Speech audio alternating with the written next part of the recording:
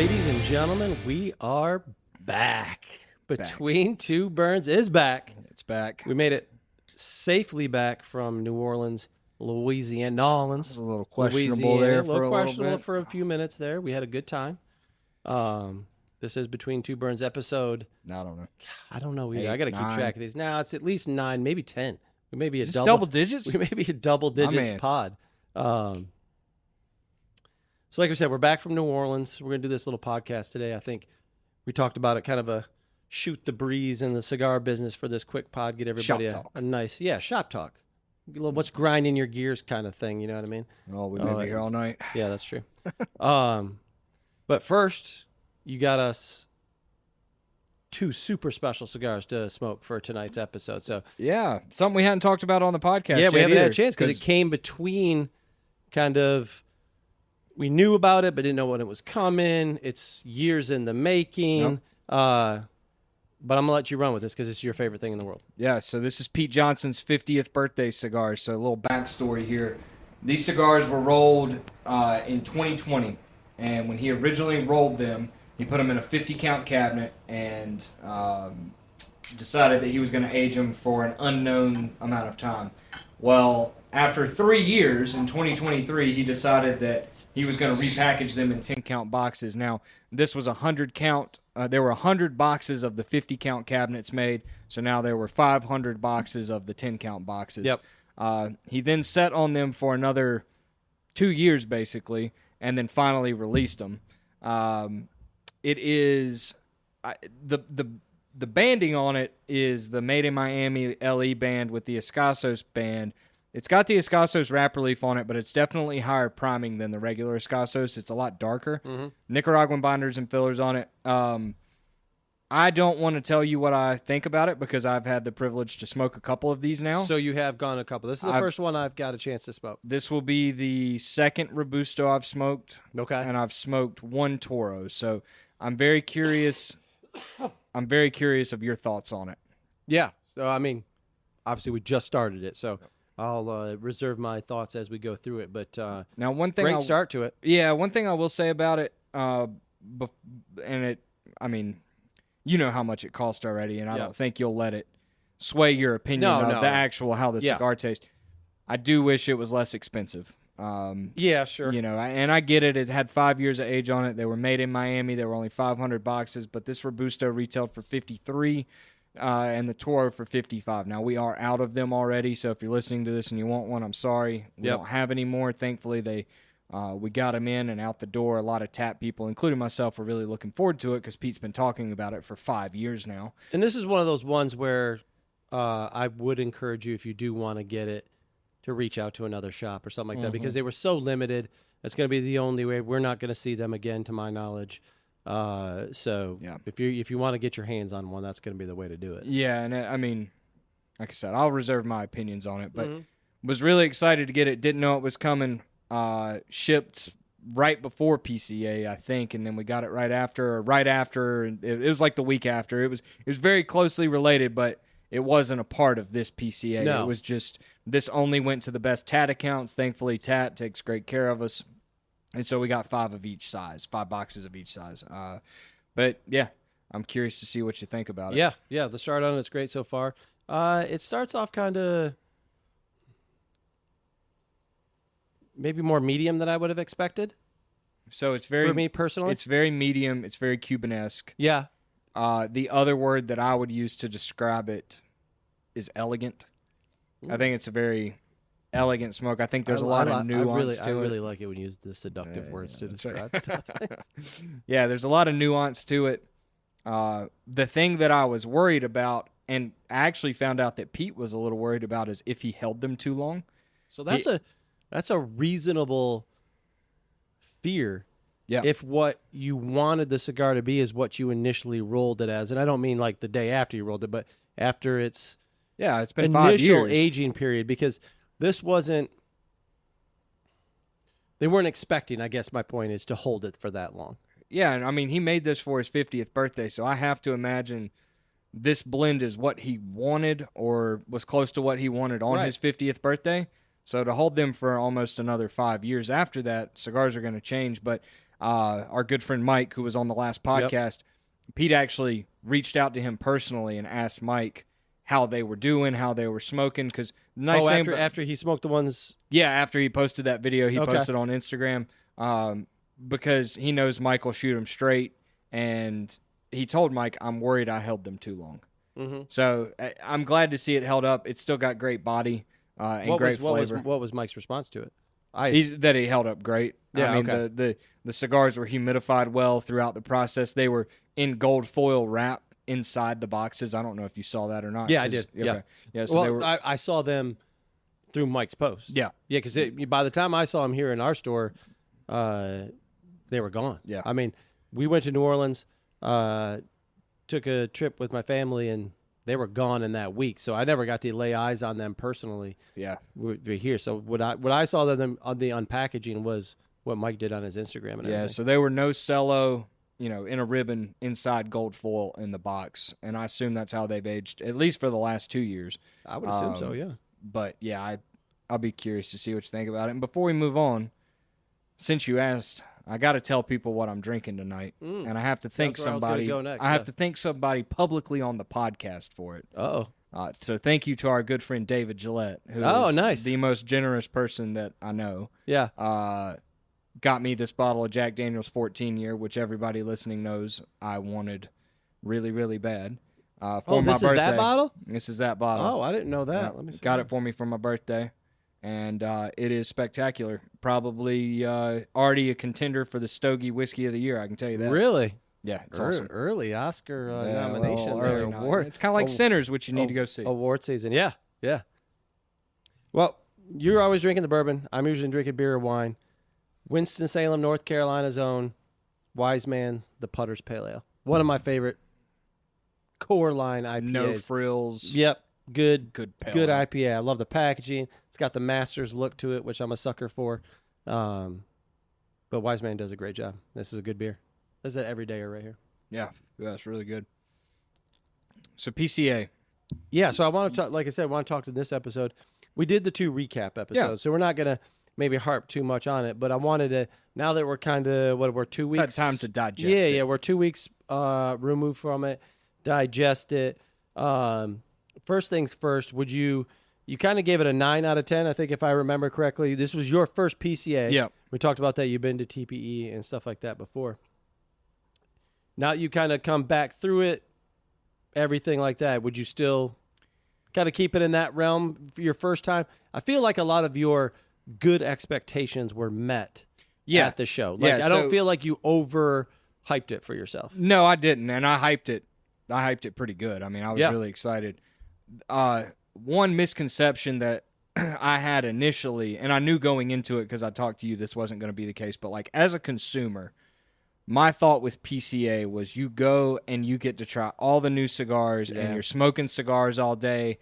It is not that. No. And that is you are one smoking cigars all day, but yeah. But that was certainly a misconception that I wanted to clear up, because a lot of customers came in and asked, how was PCA? Did you get to smoke a lot of cigars? And it's like, yeah, I did, but we brought back most of the samples that we got while we were there, especially of the new stuff that we wanted to smoke on a clean palate, because it's like, I wasn't going to smoke Perdomo Legacy on dirty palate after smoking 3 or 4 cigars. My father blew, the new Warp stuff. I didn't want to do it. So that was a misconception I had early on in my career. I didn't have it going into it, but it wasn't just laissez-faire go around smoking cigars all day. It is business. I mean, we were in meetings all day, every day. But as a rating number, I think PCA is going to be a 9 out of 10 as a thing. I have mixed feelings on New Orleans now that we're back, and I've kind of digested it. The food was really good. Yep. The vibe was cool, but after the second night there, it was kind of like not dirty, but like it wasn't. Yeah, and for what PCA is, I just think Las Vegas really fits it well because of the gatherings after hours, after the show is over. So much gets done. Especially if you're trying to introduce new account and meet people. Yeah. So much of that is done after 6 o'clock, generally speaking. And if I found it much harder to do those things in New Orleans than Las Vegas for obvious logistical reasons, where in Las Vegas you can come down to your hotel, you can meet up with people at the bar, which you obviously can meet up with people at bars in New Orleans, but smaller venues, hard to squeeze the large groups from PCA in, spread out around the city. So it just made it a little bit harder. I think it made it harder for manufacturers to do maybe like dinners and that type of thing and larger gatherings. We saw fewer of those. There were still those that got done and everything like that. And I think it was one of those things, too, where if you don't want to run into people, it's great. Oh, right? yeah. You can, and so, we didn't have to worry about not running into somebody we didn't want to see. If at 6 o'clock in the evening you want to be done with the show and you want to wait till the next day and you just want to do your other thing, that was a perfect spot for that because you'd be on the other side of the town in a restaurant and everything like that. Where in Vegas, it's much harder to get away from everybody if that's what you want to do. But I will say one of my favorite things was the very last night after our dinner, we went to Manning's and we ran into Josh from Burners there. Great guy, Burners, great shop. We've got 3 locations now, closer to Charlotte. If you're ever out that way, go say hi, tell them we sent you. Check them out.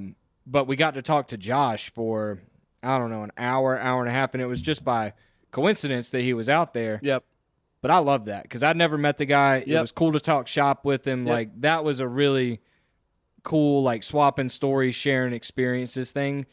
And I feel like we definitely missed out on maybe a little bit more of that in Vegas. Yep. Now, I'm not saying maybe that's not a bad thing. I don't know. I've never been to Vegas. You can speak to that better than I can.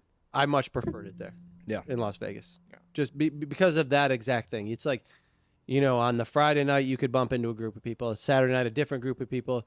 Or Saturday you could skip it all, go to dinner, and then come back to that. Where the Mannings had a good crowd of people there, but you had to get down there. And it was a haul. Yeah, it took a second to get down there. It was a long walk from where we were. And well, and it's like our very own Stogie Award winner himself, Franklin, good friend of ours, and we only saw him at the show. Like, I'd have loved to have hang out with him and had a drink with him while we were there, not worried about work or him dealing with other people. Yeah, that just wasn't. I mean, if we'd have texted it and had some happen, coordinated efforts. But there was no kind of organic, naturally just bumping into anybody. Correct. You had to make a concerted effort to do that if you wanted to. Yeah, but the food was great. Food was good. Food was good that we had. I don't think anything topped the breakfast you had at Bearcat CBD. God bless that place. Homemade biscuit, piece of fried chicken, crawfish gravy, and a sunny side up egg. And it was 10 out of 10. It was incredible. PCA party was awesome. PCA opening night party was awesome. Probably weather worked out in PCA's favor. Yes. It could have been a completely different vibe and show if we got rain. Yep. So that was my favorite PCA opening night that I've been to. Okay. It's much more, I don't know, buttoned up, I think, the ones that are in Las Vegas. Now, the TPE one's a completely different story. We've gone to that before. But it kind of ticked the New Orleans boxes, right? Yep. Where you're in the, near the French Quarter, wide open park, gated in with like the old black iron fence, tons of people there. It was 70 degrees with not a cloud in the sky, maybe 68, 69. Perfect. Everybody's had a great time. They had music going. The food there was great, cocktails and everything like that. Handing out cigars, get to smoke. We bumped into people there. That was great. Like if you could rinse and repeat that each night for a gathering somewhere, that would have been great. Yeah. And I think they tried that a little bit. But that was a highlight for me. The show floor, the vibe, I thought, and we talked about this with a lot of people, thought the vibe was really good for the show itself. Like in during floor hours, pretty similar setup to Las Vegas. The way the showroom floor is set up in Vegas is more squared, right? Kind of equidistant on all sides. Where this was a much longer rectangular shape, the way they had the floor set up and how that convention center is. So it was a hall from one end to the other from the food hall end down to the. I check my steps at the end of every day. Now, mind you, this was also including walking around downtown and the casino and everything we did at night. But the first day we walked 9 miles, and the second day we walked 8. But I would venture to say at least 2/3, if not 3/4 of that was on the showroom floor. Oh, we were walking back and forth so much. Yeah, so it made for an interesting dynamic where if you were at the show, now you can kind of interpret this in a couple different ways. The bigger brands were centralized. They paid for the centralized locations in the middle of the floor. Yep. Right? And they almost served as landmarkers. Oh, 100%. And that's the thing in Vegas, too, especially depending on who it is. Like, when you can see from a distance the Fuente kind of round things that they hang from the ceiling and stuff like that, kind of orient yourself in there. But everybody we talked to that had those centralized locations, the response was the same. Like, man, shows the vibe is good. Like, people everywhere, seems like attendance is up and everything like that. Those who didn't pay up for a more centralized location maybe had smaller booths, or maybe were out on the outer fringes of that rectangle, maybe down near the food court, and then down where they had they always had, like, every night they had kind of happy hour from, I think, 5 to 6, the last hour, where they set up a little cocktail bar down there. Those booths were, the response you get was like, yeah, it's okay. Yeah. It seems I feel like those people that we talked to, they noticed more so this year than the Vegas show that they were on the outer edges. Yeah. That, you know what I mean? That it felt like we're kind of like, people looking like, oh, what's going on down there? Who? Oh, it's just this and this, that. And, you know, obviously everybody can't be at the middle. That costs more. That's just how those things work. You know, how much space you want, where you want the space to be is what it costs. I would venture to guess that those people in the middle saw a direct return on their dollars for buying centralized locations. Yeah. One thing I will say, though, I'd love to know, and we'll never know, right? Because every single company is going to say they had a good show, even if they didn't, because that's just that's how it goes. Yeah, that's how it goes. But I did talk to someone yesterday, and I'm not going to mention the name. I'll tell you after the pod, who said that their show was just okay. Interesting. And they were centralized and had a big booth, and they're a fairly well-known company. And I don't know if that's because of people not buying. I don't know if that's because they're not a company that runs very aggressive show deals. Like, they're not a company that has to make their nut for that quarter at the show. Yeah. So I don't know. The only other complaint I heard from people is it sounded like not as many West Coast retailers were there, which is comical to me because it's like New Orleans is still closer to you than Miami, and it's like we're going to Vegas every single year, so let's have a little compromise here. But I don't know if it's true. That's just what people told us. And I think they would generally know because, you know, the retailers that they're booking, and you can tell if your West Coast reps have less appointments than your East Coast, or if they're available to do more overflow work. There isn't a location that's going to make everybody happy. No. That I'm aware of. Maybe there is. I doubt it. So that was always the thing in Las Vegas, is they felt like there were less East Coast companies going out to Las Vegas than they would like to see. And then worried about, well, if we take it to Miami or Tampa or wherever it may be, that we're worried about the West Coast attendance. I agree with you. Like, New Orleans, Central Time Zone state, we're not that far from Texas. It can't be. I mean, there should be plenty of direct flights, I would think, from the West Coast coming in to New Orleans. But it's a haul. I mean, you know, I think the ones that you're probably missing from the West Coast are the folks who are probably able to drive into Vegas, who do it that way, right? So stores coming out of Arizona, Phoenix, Scottsdale, Tempe, whatever it may be, stores out of Southern California. I mean, Los Angeles is only 4.5 hours straight drive to Las Vegas. So, you know, San Diego, that kind of thing. You're fairly close in the Colorado states and stuff like that. So there's probably a lot of West Coasters who can drive into Las Vegas who maybe they come in early Saturday morning, they do the show for Saturday, they stay one night, do the show for Sunday, and they drive on home. I'd be interested to know, too. But you also probably picked up East Coast retailers. Yeah, I did. It did seem like...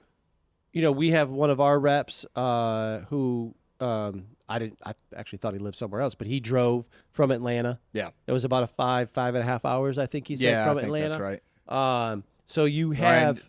Kyle had his guys driving from Miami. Really? Yeah, remember? Yeah, because the Warp guys one of the guys put the samples in his car and drove it. Now, I don't know how far it is from Miami to New Orleans, but I'm sure it's a hike, but it's not Las Vegas. Yeah. But yeah, it's just interesting to see. But one thing I'd like to know is like, and I'm not trying to make this an East Coast, West Coast thing, but I know. It was a biggie. Parker Biggie here. That's right. What's side? All of the states that have no tobacco tax where the big online retailers are located are on the East Coast. Yeah. So I wonder if they were more happy or less happy or if they really care. And I wonder from a dollar perspective what you're gaining or losing versus West Coast or East Coast people coming. I don't know, and it may not matter because the big guys are going regardless. I don't know. It's just an interesting thing to think about. This is a question I don't have the answer for, and maybe you bumped into somebody or saw a tag or something like that. From PCA, I haven't bumped into any of those people. So I wonder if they even attend in a buying fashion or if they attend casually to look around or attend at all, like for that sense, or if a lot of their deals are negotiated outside of that, I guess. And it may be the only, and I know I saw one of the guys who works high up for JR, the guy who hosts the Long Ash podcast. I saw him there. But I don't know if he's responsible for buying or not. That's a question for him. I don't know. We did run into the Smoke Inn guys, which Smoke Inn isn't quite level of CI, JR, Thompson, Atlantic, but they're still fairly big. Yeah, Smoke Inn, Abe, and those guys. Abe was and he's very, I think, involved in PCA, involved in sponsorship of it because he is a retailer like that. So you're always going to see him there. Yeah. But outside of that, it was a lot of fun. It was really good.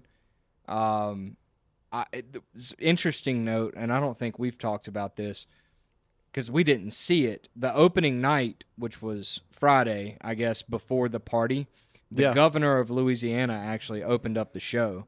And according to producer Greg, who was there photographing for some companies, the governor lit up a cigar on the stage and thanked PCA for being there and said he was going to do a better job of making it more smoker friendly. Which was interesting, and I mean, I don't know how much pull he does or doesn't have, but I'd be interested to see next year if there's not more places to smoke, because realistically, there were like 4 places to smoke after hours. It was the 3 cigar shops and then the Manning's place. Yeah. And obviously... and I don't know how many people attended the others. Cuban Creations seemed to be very busy. Yeah. Shout out to them. But we didn't get a chance to go. We walked by. Yep. We were doing other things. They hosted everybody in there. It's not tiny, but it's not huge either. You can't hold 1,000 people in there, but I know that some of the different manufacturers kind of held after hours parties there. I know Herklotz did a Ferio Tego thing there, I think on Sunday night. It looked like a lot of fun and stuff like that. So, but the other ones, I don't know how much overflow or attendance was there, because I know that Manning's hosted a good amount of people. They had a great outdoor spot to accommodate everybody with a pass-through bar. But that's another thing. It's like, if it had been raining, you'd been screwed. Manning's, it wouldn't have mattered because it was open air. And I was going to touch on it earlier, and I think I passed over it, but if they get any rain, if they have a weekend of rain, obviously you're inside for the show itself. It really dampers. Weather is out of your control. Yep. But it dampers the overall view of the show. Listen, if it was raining all weekend, as much walking as we did and whatnot, it would have sucked. Like, I don't really might know not have gone anywhere. That's what I was going to say. We Ubered and stuff like that, and we did because you kind of had to. Yep. and gotten in and out really quick. Yeah, we'd have done some dinners and stuff, but there wouldn't have been any walking around New Orleans. Well, like you said, Manning's like would have been closed to cigar smoking because they had cigar smoking, but it was not inside. They had this big outside patio, really cool. Probably awesome to hang out and watch football in, actually, with big TVs out there. And I don't think they allow smoking otherwise. No, it sounded like they made an exception for yeah. PCA, which thanks for that. Yeah, I appreciate that, yeah, I mean, rain, like you said, no pun intended, would have really put a damper on things because getting together, going to smoke, doing really anything. Like New Orleans is a city you want to walk around. For sure. Whereas Vegas is a city you walk inside. Like, you're going from casino to casino, but there's so much stuff inside the casinos that you're going to find something and to so do. many of them are connected. That you could walk 4 blocks and never exit the buildings. Yeah, and it's like, in Vegas, you've got shopping, you've got shows, of course you've got gambling, but there's a lot, the museums, like, my mom and dad just went to Vegas, and I think my mom put like $2 in a slot machine. Of course, she won $50 and walked away with it. Mrs. Bots. But like, they did the Mobster Museum. They did the Wax Museum. They did see the Eagles at the Sphere. I'm jealous about that. But, like, my point being is, like, they didn't go to gamble. They went to go see it and do all the other stuff. And so when you're at PCA, like, there's all that other stuff. Whereas New Orleans, it's like, you've got the casino. We got to go to the Pelicans Heat game, but that was just because they were playing that night. Yep. And then after that, it's like you're walking up and down the street just looking to bump into a bar or something like that. And it's like there's just not as much going on. And I like a party as much as the next guy, but it was a party going on at all times. If you catch my drift. Times, yeah. The French Quarter Festival was going on, which it was. I mean, there were just so many people we couldn't even see it. But yeah, it was fun. But I am excited for it to be back in Vegas in 2 years. I'll be interested to see so we're how back it in is New Orleans next year, and then it's for 2 years in Vegas, correct? And then back to New Orleans after that. So I guess that would be 26 in New Orleans, 27, 28 in Vegas, and then 29 back to New Orleans. Give me no Vegas, no New Orleans. Give me a city that you think that you would be excited to go to, that would really do well with a trade show like that could match the vibe. I know the one I would say. Obviously, Miami. Miami's the one I would say. Yeah. Now we asked around like this. Evidently, the Miami Convention Center and how it's set up, where it's at, makes for a bit of a logistic issue and may not be as fun as maybe you think it would be to be in Miami. Yeah, and from what we were told, traffic in Miami is just horrendous to begin with, so it may not be great getting around Miami. Yeah. Someone mentioned Atlanta. I don't know. I mean, if we're gonna do Atlanta, like Charlotte's not as big as Atlanta, but like let's have it in Charlotte and just be a close to home kind of thing. You know what I mean? Like, you and I have been to Atlanta a bunch of times because we live close to Atlanta. So it's like, I mean, Atlanta's a nice place and has a lot of cigar shops, so they could make for that. I don't know what their convention center looks like. I've never been to that. I'd love to see one in maybe Dallas or Texas or something like that. Texas, I think, has now that's partially because I've never been and I've always wanted to go, so that's a little selfishly. But I feel like it'd be fun. It does feel like an Austin. One could be really cool. But yeah, the South Florida one is the most appealing, I think, from an outsider. I don't serve on the PCA, so I can't speak to they could show me this stuff. This is why it just looks is a terrible idea or just doesn't work as well. The opportunity, again, this is coming from the retailer perspective, but the opportunity, if you're a manufacturer who has your offices down there, and in some cases like rollers down there, plenty of warehousing, to open your doors to retailers, come take a look. See what happens in here. Like why sometimes, like if you don't get your order as fast as you wanted it, why that can happen. Look at our systems, enjoy the time in here. See, meet the people that you talk to. Yeah. Because a lot of times, generally speaking, the people we talk to a lot at these places, you don't see them at PCA. Yeah. Right? We see our rep in a lot of cases. That's our direct contact and probably the most. And then you see manufacturer owners, generally speaking, right? We meet Nick Perdomo, we see Nicholas, we see Pete, we see Dion, whoever it may be. But you don't see Maritza or anybody, Gigi or somebody like that who's when we have a problem, who we get to talk to and that handles those things. So putting a name to that face would be kind of cool. Yeah. And we get listen, we could go down there and do that on our own. Like they all would open the doors and say hello and go through all those things. But a one-time shot there and do that kind of thing, it would be awesome to go to an invited event at, let's say, Perdomo. Yeah. Got your warehouse, you open it up, you got tables and music going and stuff like that. And obviously there is a logistical issue in that kind of thing. But, people are Ubering in and out and coming there, but doing a Saturday night party in the Perdomo warehouse, in fact, not factory, but their warehouse and offices would be really cool. And a chance to kind of, for people who maybe don't get to go on factory tours, see a little bit of how the sauce is made, if that makes sense. Yep. But again, they might, they very well tell Jason, like, I appreciate the idea. We don't want to do that. We don't want to open our doors. We got enough going on. We don't need a bunch of people walking through and bitching and complaining like, why don't you keep this? Well, there's the figurados I ordered. Why aren't they shipped out? That kind of thing. And like you said, the convention center, you still got to have the show as the show is, one big centralized location. Yeah. Well, I feel like we could go on about this for days, but the people care about the cigars. Yeah. And so my question for you, and I know because you're a generous guy that you gave away a lot of your samples to the guys here when you got back, so you didn't get to smoke quite everything that I did because I'm a selfish bastard and I smoked them all. Hell yeah.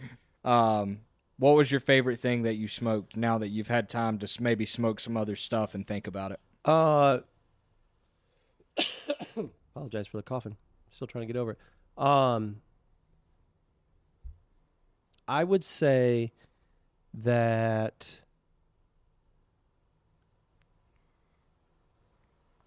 now that I'm away from it, and I'd actually, because I was on vacation, I took some stuff with me, didn't get a chance to smoke. We had a whole bunch of family, so you try to accommodate everybody, so you're not doing that. It's actually one we don't carry. No kidding. Yeah. I think my favorite cigar that I smoked at the show was the Dominion. Really? Yeah. No kidding. Yeah. Yeah. So you and I smoked a different one of those. You smoked the Shaggy Foot one. I smoked the right? Shaggy Foot one. And I couldn't tell you the makeup or anything of it or anything like that. I just remember being so pleasantly surprised. Was it Domain or Dominion? Dominion. It is Dominion. Or Domain. No, Domain. Domain. I'm sorry. Yeah. Not Dominion. Sorry. Domain. Yeah. Smoked a lot of cigars. That's okay. Domain. I don't even know if there is a Dominion. Domain. I'm sorry. That one, yes, it was. I don't know anything about it. I just remember being like so, and we were encouraged by multiple people to go check it out, and then people that we said, "Hey, we're going over Domain," like, "Oh yeah, I've heard good things." I think that may have been my favorite. Now, to be fair, I didn't smoke Legacy. I gave that to Robbie to smoke. He really liked it. That was probably the one that I wanted to smoke the most, but I want to make sure he got some of the stuff that was new down there to smoke. I gave him some stuff. Did you? Good. I did. Blue was great. Yep. I thought Blue was very, very good. My Father Blue, the new Honduran. I'm excited for that. I think that will do really well. I love the packaging of it. And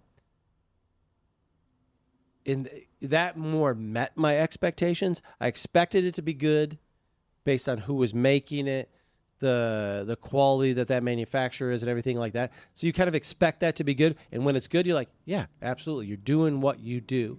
And that's not to say that Domain doesn't always make good cigars. It's just we don't have them. I heard people talking about it. And it caught me, maybe not quite as off guard as the Chinese fellas with their cigars caught you off guard. But did you get to smoke any of those? I gave both those away. I gave one to David, both Davids. I gave one to both Davids. Oh, you did. David Gillette and Dave Robertson. The other one I really liked? I actually smoked this playing golf the other day in that tournament. The West Tampa Lancero. So I gave mine away. Funny was enough. Really good. I gave mine another to brand somebody. we don't carry. So I can tell you right now. Well, we might be. We might be. That's on the list of things that we were impressed with. That was really good, especially kind of under the circumstances for which I was smoking it, which is riding around in a golf cart. We've talked about this in one of our early podcasts. Like, that's not the greatest environment for really getting, the nuances out of a cigar. But I remember getting done with it being like, oh, dang, I'm done. Yeah. I gave mine to Adam Wolf. That's who I gave it to. Oh, did you? Do you know if he smoked it? Yeah, I'd be really interested to see I hadn't. What his I hadn't feedback asked is him. on it. I saw him at the Winston store, and we actually smoked this cigar together at the Winston store. And he was asking me about new stuff, and I happened to have it with me, so I gave it to him to smoke. But that's good. I will say that I'm very sad you did not smoke the Perdomo Legacy because it was my favorite cigar from the show. Really? Damn it, Robbie. That is coming from somebody who likes Perdomo fine. But it's not something you gravitate But I towards. do not smoke Perdomo you that have often. the utmost respect for their quality Absolutely. control and everything yeah, and like I that. But recommend them every single day. 100%. But it's not my wheelhouse. That cigar was unreal. So, and I kept making the mistake of because we're so ingrained in the Perdomo, X line, 4 sizes, and then Connecticut, sun-grown, Maduro. So I kept making the mistake of referring to it as a sun-grown, knowing it wasn't. Yeah. But if somebody's listening for the first time and didn't catch the PCA recap, kind of remind them about the makeup of that one. So it's a hybrid Corojo Cameroon wrapper leaf that's proprietary to Perdomo that they shade grow. So just like this wrapper leaf, this Corojo shade grown on this Pete Johnson 50th, it's the same process. It was bold, it was flavorful, and most importantly, and my biggest gripe with Perdomo, is that it was complex. There was nuance and change to it. And that, like, Perdomo cigars have good core flavors, but you know what you're going to get with them, which is why people like them so much. They're consistent. Yeah, they're consistent. The flavors are good, and they know what they're going to get. And these are not negatives. No, absolutely not. That's how you build a brand in this industry is consistency. That's that successful, yes. Yep.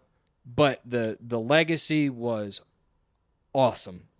And the interesting thing about it is, so we obviously smoke the natural shade grown, but what they're doing is on the Connecticut and the Maduro, those wrapper leaves aren't natural shade grown. So what they're doing is they're taking that wrapper leaf and they're using it as the binder in those cigars. So it's going to be a Connecticut wrapper, that binder, and the Nicaraguan fillers, and then the Maduro binder is the shade grown. is the shade grown Cameroon Corojo. Cameroon Yep. Corojo. So I can't wait to smoke them because the funny thing about it, I didn't even smoke it at home. Normally, like, the stuff I'm really excited for, I smoke it at home so I can sit down, pay attention to it, not get interrupted with customers. I smoked it here, and I relit the damn thing 5 times, and it was awesome. Really? Awesome. Yeah. Can't wait for you to smoke it. Can't wait to get it in here. I think it's going to go gangbuster. But it was really good. My second favorite cigar, go figure, was the Tatuaje 7th Corojo. So that was really good too. That was a great That cigar. was really, really, really, really good. That is my wheelhouse. That was another one though, and I it's unfair to grade it like this. It's like, it's like when you look back and you talk about sports, like you could have just given Michael Jordan the MVP every year. Like there's an expectation that comes out of Tatuaje that it should be good. Supposed to be good. Yep. And again, that's not a negative. It's just because you make bangers, man. Yep. So to have another one that's like, yup, banger. Yep. You know what I mean? Now, obviously, I spoke about this on the recap. The biggest surprise to me was the Chamali Chinese guys. I am still blown away by that cigar. I haven't actually talked to. Have you done any post PCA research on them yet? Yeah. Have you? Yeah.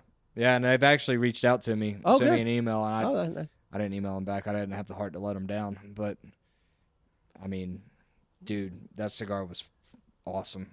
It was so good. Yeah. I mean, that's what makes PCA cool and fun. Like, you never would have bumped into Chamali. That was the highlight of the show of being at PCA for me. It was finding, because I told you something cool and something new. Yeah, I told you to be able to actually hit and explore the booths that we don't carry. We almost need to do the third day, right? Because the first and second day we are in meetings every 30 minutes. Almost. We're that's the thing. Like if you're if you're kind of wondering what the process looks like when we go to these things, and it's not the same for everybody. You know, some smaller shops go in a very casual way, and they just walk around. They don't make any appointments. They walk around. They say hello. They collect some samples. Maybe they bump into their rep who they know, or maybe they just don't have those. You know, maybe they buy from distribution or whatever it is. We have partners in this business. Like we talk about this when we talk about the humidor. Like everybody who's in here is a partner of ours. We don't put anything in the humidor that we don't believe is a additive to the people who walk through the door. So, and sometimes it's kind of what I have to tell people when we have a customer's like, why don't you carry this? Or like, you getting this? It's like, listen, our humidor is packed to the gills. And if a manufacturer says to me, I want to come in, I want to be on your shelves, you just have to do 12 boxes, to a customer who says that, it's like, for 12 boxes to come in, the reality is 12 boxes have to come out. Yeah, and I wanted to speak on that too. Those 12 boxes have to sell. Yeah, because that was always my question before I started working here was like, okay, you guys said West Tampa and Domain and Chamali were awesome. Why not bring them in? And it's like, we can't. Yeah, there's just times that we can't. We tried creative ways, and I think we're going to try some creative ways with a couple of those brands. But we can see our sales. We know what sells. And if you're going to take something out of that humidor, typically that thing sells. It may not sell at the same rate that other things do. That's just how retail works. But you need to know that you can replace those sales with what you bring in. Yep. In West Tampa, Domain, Chamali, certainly, you want to introduce these to customers, but they may not have the backing or the brand awareness that helps you to sell this. The cigar business has these kind of very, very different facets to the sales, right? But brand awareness across where consumers consume this content, whether it's YouTube, Instagram, magazines, emails, or whatever it is a huge part of it. Yeah. Huge part of it. And then, your guys' expertise as well is a huge part of it. Well, and that's the thing with, like, Chamali. And this is where, when going to PCA, I have to take my cigar geek hat off and put my cigar retailer hat on. Yep. Because I would love to bring Chamali in, to have them, to smoke them, to share them with people so people can experience it. But those cigars all retail for $16. Yeah. So that tells me a couple things. One, it excludes a lot of buyers. Yep. And two, it means building a brand in a humidor where nobody's heard of it with a price point that people aren't as willing to take a chance on it. It also puts you in a group, right? Yep. It puts you in this group, $16. What else is running in the $16 range? And the obvious answers are Perdomo, some Don Carlos Fuentes, Iron Ashens, the Perdomo 30, the Perdomo 12-year. Yeah. And there's obvious comparisons that are going to be made. Now, do I think that the Chamali is just as good as those are? I do, actually. Yeah. But, again, convincing a consumer, especially when we're dealing with tariffs and price increases and the economy's the way it is and people are uncertain of how things are going to go, to spend $16 on a cigar is tough. And so it's like, okay, well, if we're going to put this $16 cigar on the shelf, what can we take off that's not selling or I think is going to sell at the same rate? And the answer is probably nothing, right? Yeah. And that sucks because if we had a humidor that was big enough to do it, then I just told you that day, like, we need to go back and see these guys tomorrow and figure out what we have to do to open an account because this is awesome. Like, this is something cool we can offer our customers. But if we took Perdomo 12-year off the shelf to do it, people would be freaking pissed and we would be losing money. And we can't do that. A consumer may say, like, well, that doesn't sell as well as, let's use the Perdomo 12, and but you have this other here that doesn't sell as well as the Perdomo 12. Take that off. There's also a mix in there, right? Yep. It can't all be the same stuff. Not everybody smokes the same things. We have a mix of Dominican. We have a mix of Nicaraguan. We've got a mix of Honduran. And that's the thing with these brands we're talking about too. Just real quick, didn't mean to interrupt you. They're all Nicaraguan. Mm-hmm. right? Chamale uses Aganorsa and AJ Tobacco, who we have long-standing relationships with that do sell really well. So it's like, what are we doing to differentiate? Domain, they're not made at Nico Sueño, but their master blender was the same blender that used to be at Roma Craft. So we already have Roma Craft. So what are we doing? So that was an important point you were making right there, and I kind of add on to it, which is you were at least led to believe that Chamale, we'll keep using them as an example, was using AJ and Aganorsa tobacco. Yep. Okay. So there's a very good reason why that stands to be good. They're using very good tobacco from two very good companies for which we support. Yep. We support Aganorsa very heavily. We love Aganorsa. We do projects with them all the time. We'll talk about Aganorsa a little bit later in this podcast. We've got a great podcast coming up with them next week. We support AJ stuff. They make a lot of things, or a lot of things are made with their tobaccos across the industry. And I don't want to say they all taste the same, but the vibe is there, if that makes sense, right? Do you know what I mean? So like, I've got a good example. El Artista, El Pupo comes to mind. It's a cigar that was on, this the Jester that's on the band. Yes. It's a cigar that has made Cigar Aficionado's top 25, maybe even top 10, I think 2 or 3 years in a row. We have smoked them. They're very good. They're more expensive than AJ, but AJ also takes very good care of us. Mm-hmm. Like AJ, I don't think we've ever talked about it on this podcast, but we sometimes refer to it as manufacturers buying shelf space. Like, if we're going to put your cigars on the shelf, what are you going to do for us? We're going to give you 10% of our humidor. What kind of deals or discounts or events can we do to help us incentivize selling your product? Yep. And when these companies do that, we're jeopardizing the relationship that we have with them if we take their product off the shelf to replace it with another product from another company that's still being made by them. Like, yeah, they're getting paid on it, but not really, right? Right. And so it's tough. You know, something like West Tampa is different, where Rick Rodriguez, who was at CAO for a long time, has started his own company. Like, bro. Yeah, bro. Big bro guy. Bro. He reminded me of Eric Espinosa. Bro. Super nice guy. Talk to him. A lot of bros. A lot of bros. Bro. Or like Fratello with Omar, right? Like, that is something new and fresh that it doesn't take away from the humidor. It adds to it. And I'm not saying Chamale or Domain or West Tampa or any insert company here is going to take away from the humidor, but if there's a chance that it could, and it's going to jeopardize these relationships that are well established, then that is something we have to take into heavy consideration before putting it in there. Yeah. And the reality is, too, again, not knocking on the Chamale guys, but like, when you're doing that and you're using the others, there becomes this price correction that comes with it, because you've got to buy from them. Maybe they're making for you, stuff like that. And suddenly it starts ticking up like that.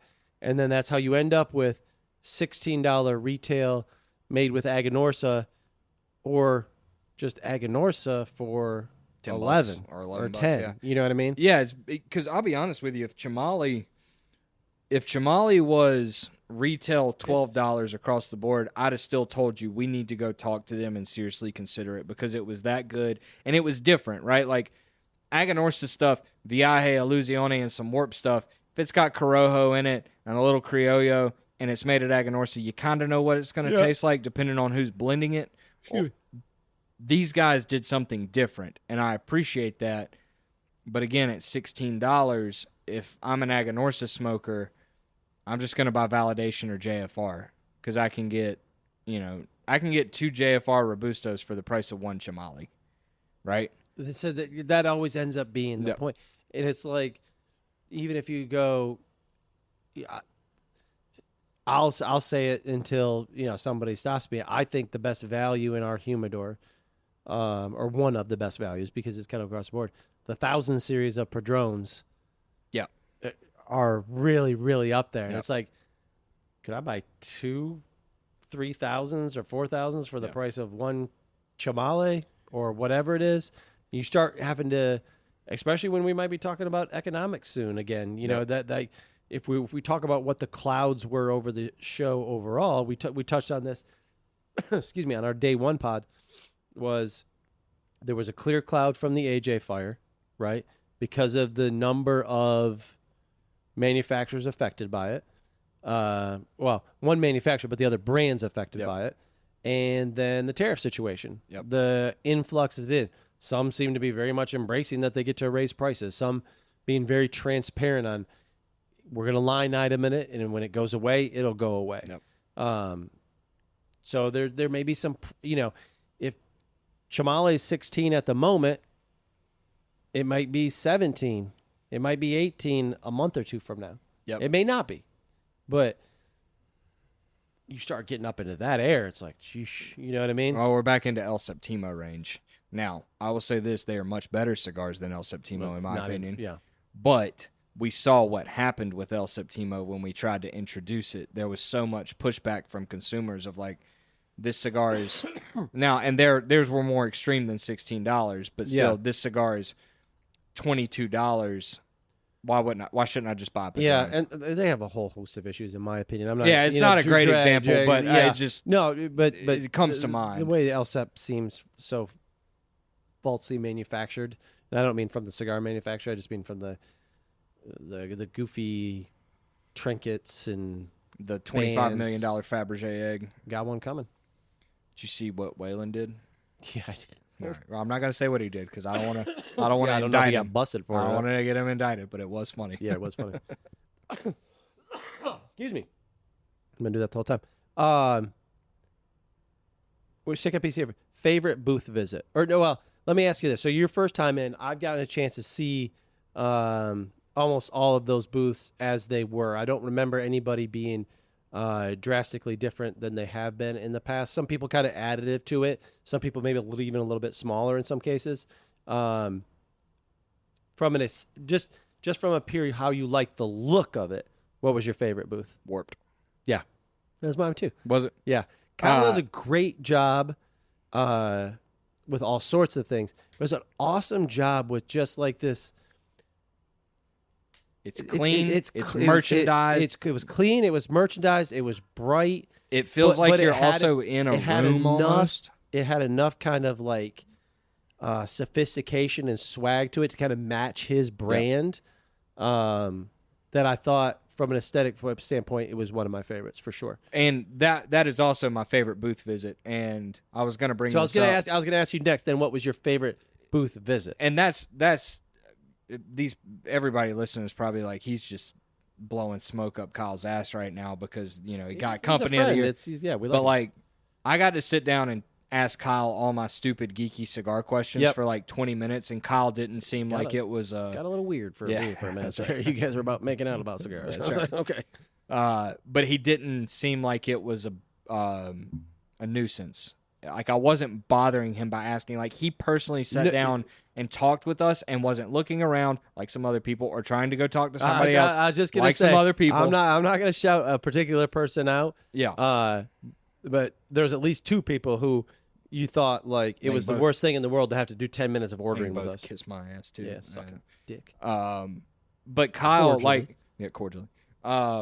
I mean, and like we talked about this with Mike on the last episode. I got to ask Kyle what's the difference between Warped and Gellis and told him what I thought it was, and we were right. Like, the Gellis family stuff is what he likes to smoke, and it's also what he's proudest to put his family's name on. But just being able to ask him that and him being open to letting me ask him that and answer it and take the time to do it, talk about his wine, talk about some other stuff.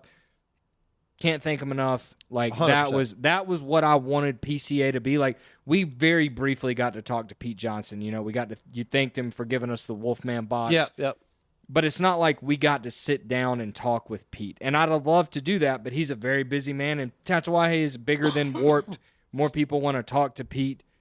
But, and that's not a knock on Pete. Like, I'm sure if Pete could do it, he probably would have been willing to do it. He just couldn't. Yeah. But going into Warped, it was like, we're a family here.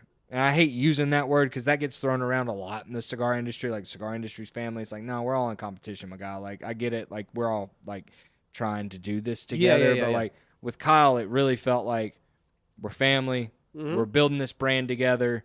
We can't wait to see what's happening in the future. It just feels like he's got his company in the right spot right now. Yeah, he's on the tracks that he wants to be on, at the speed that he wants to be on. Not too fast, not too slow. Nice, clean going, and it's reflected in what they're doing. The cigars, the look of the booth, the whole 9 yards. The other one that I actually really enjoyed, and their booth was different than most, was Romacraft. Now, they were in a very bad spot because their booth wasn't a booth, and their booth also wasn't a booth. It was just some banners, but I liked the look of it. Yep. And it was more intimate, but it was intimate because they were in a bad spot, so I don't know how that worked out for them, but like... They've never... I'm trying to think back over the last few years. Their booth has always kind of been like that, the high top tables with a banner, kind of multiple banner backdrop, which I think like if you're going to do the banner, like that look was good. Yeah. And this probably goes to how Mike and Skip. Sorry, I was going to say Chip for a second there. Skip, kind of like their vibe overall is like they've never worried about that. If that makes sense. Yeah, like, they're not trying to be Drew or Perdomo or Fuente. They've got their spot, what they're willing to pay for it or whatever it may be. They've got their following. They have this number of cigars and everything like that. But it was a great meeting. Our representative for that company is great. Guy. Yeah, we got to see Mike, who is probably listening to this podcast. Thanks, hopefully. Mike. Appreciate you. And then honorable mention for me was Rocky Patel, but that was just because they had free beer. They had beer. And the singer, unbelievable musician. Holy cow, unreal! The range on that guy was nuts. This gentleman could go Garth Brooks to Usher in a matter and then of seconds. Andre Botticelli. like it was awesome. But outside of Warped, and obviously Oliva, because we watched the Masters at the Oliva booth. Right, so shout out to Oliva. Matt Mangini, our guy there, he wants us to do more business with him, and I appreciate that. But it was Masters weekend.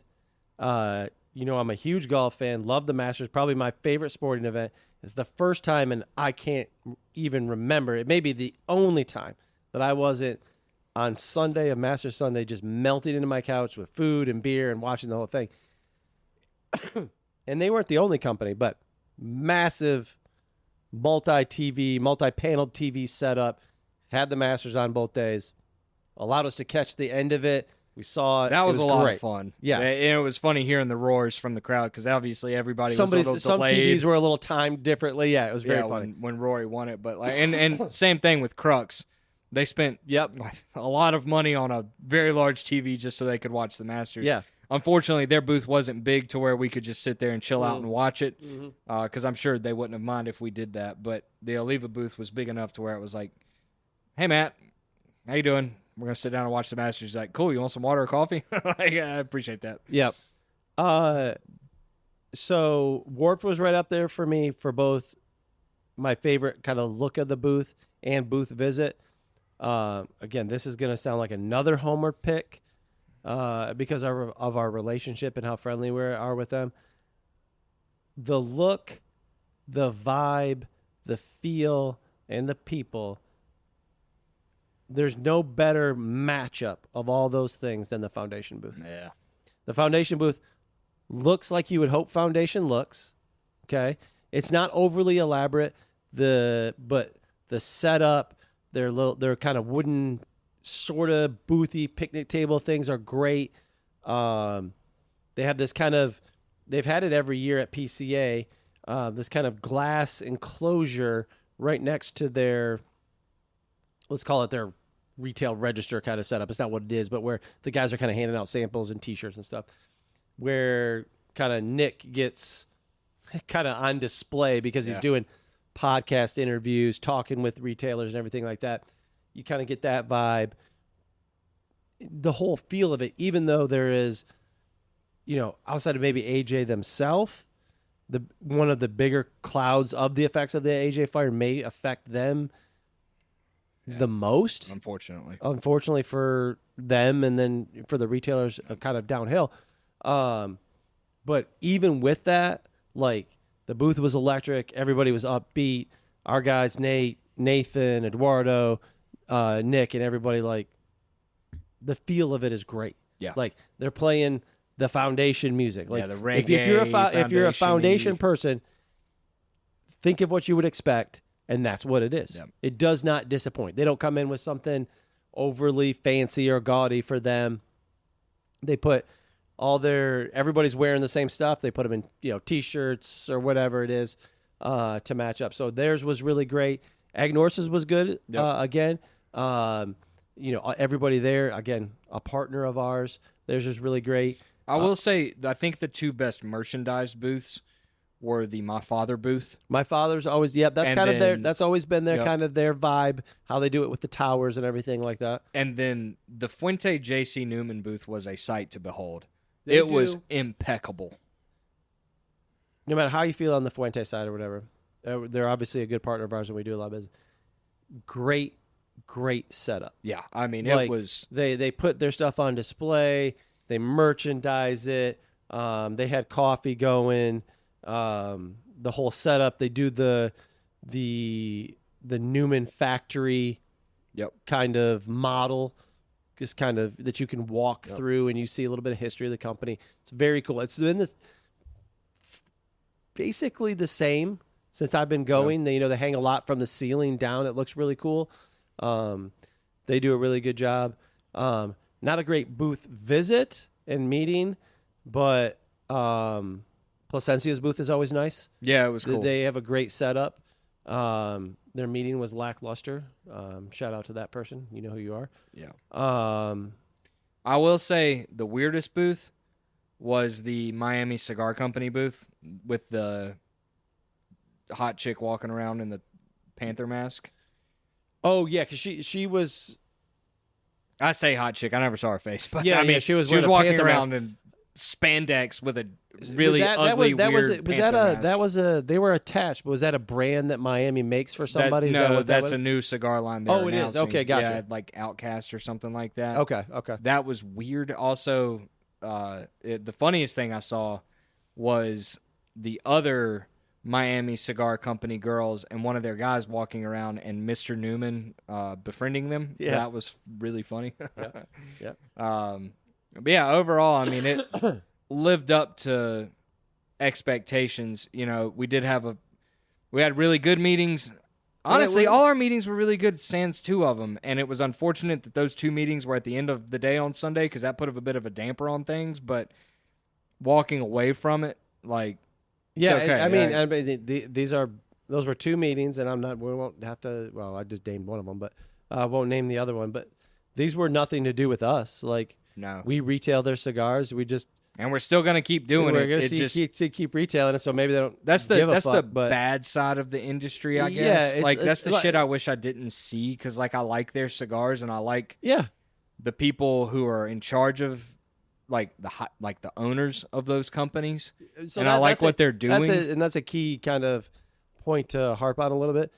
This wasn't company issues. This were people issues. Yep. With 2 very particular people who just, acted like they had better things to do. And if you got better things to do, then it is what it is. And we're not going to, whatever. Yeah. But that did kind of, was a little frustrating because and I hadn't told you this, but Cigar Cop himself told me that a customer, and if you're listening to this, then I'm addressing you specifically, was listening to our Day 2 PCA podcast, and they were like, and Eric said that we didn't seem excited.